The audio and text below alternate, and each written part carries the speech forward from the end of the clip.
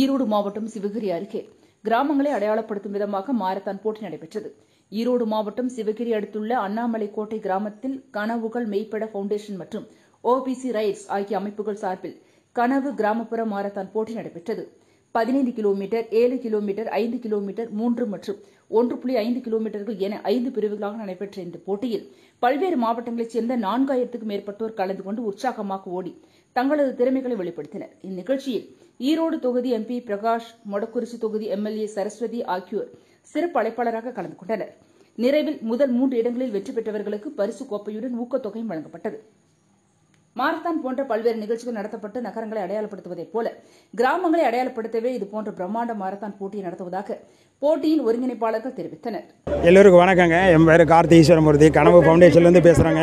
இது கனவு மைப்பட அப்படிங்கிற தலைப்பில் இது கனவு ஃபவுண்டேஷனும் ஓபிசி ரைட்ஸ் அப்படிங்கிற ஒரு பிற்படுத்தோருக்கான நல அமைப்பும் சேர்ந்து நடத்திட்டு இருக்கிறவங்களுங்க. எப்போவுமே பார்த்தீங்கன்னாங்களுங்க, ஒரு ஐடி கம்பெனி அப்படின்னாவே அது பெருநகரங்களில் தான் இருக்கும் அப்படின்னு தான் இருந்திருக்குது. வில்லேஜில் இருக்கிற அத்தனை பேரும் அங்கே தான் போயிட்டுருப்பாங்க.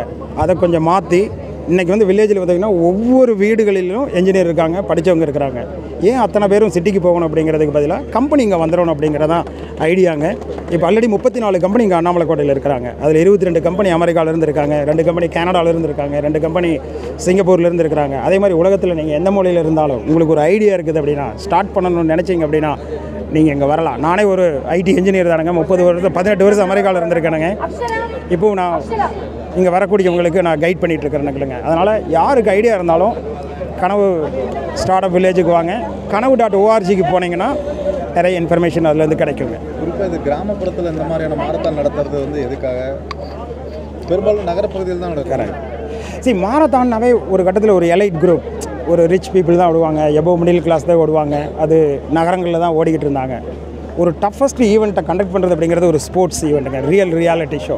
அதை ஒரு வில்லேஜில் முன்னாடி பார்த்திங்கன்னா ஒரு கோயிலுக்கு ஒரு கோயிலில் ஒரு விசேஷம் பண்ணுவாங்க, அதுதான் மேக்ஸிமம் பண்ணுறதா இருக்கும். அதை தாண்டி ஒரு பெரிய ஸ்போர்ட்ஸ் ஈவெண்ட்டை கிராம மக்களை சேர்ந்து நம்மளால் நடத்த முடியுங்கிற ஒரு நம்பிக்கையை கொடுக்கக்கூடிய விஷயமாக பண்ணணும் அப்படிங்கிறதானுங்க. இதை பார்த்துட்டு நாளைக்கு பார்த்தீங்கன்னு வச்சுக்கலாம், வெவ்வேறு கிராமங்களில் கூட பண்ணலாம். நாளைக்கு கோயம்புத்தூர் பக்கத்தில் இருக்கிற கிராமம் அல்லது கன்னியாகுமரியில் ஒரு கிராமம் அப்படின்னு பண்ண ஆரம்பித்தாங்கன்னா நகரங்களில் நடக்கக்கூடிய விஷயங்கள் எல்லாம் வில்லேஜ்லேயும் பண்ண முடியும் அப்படின்னு சொல்லக்கூடிய ஒரு கான்செப்ட் தானுங்க.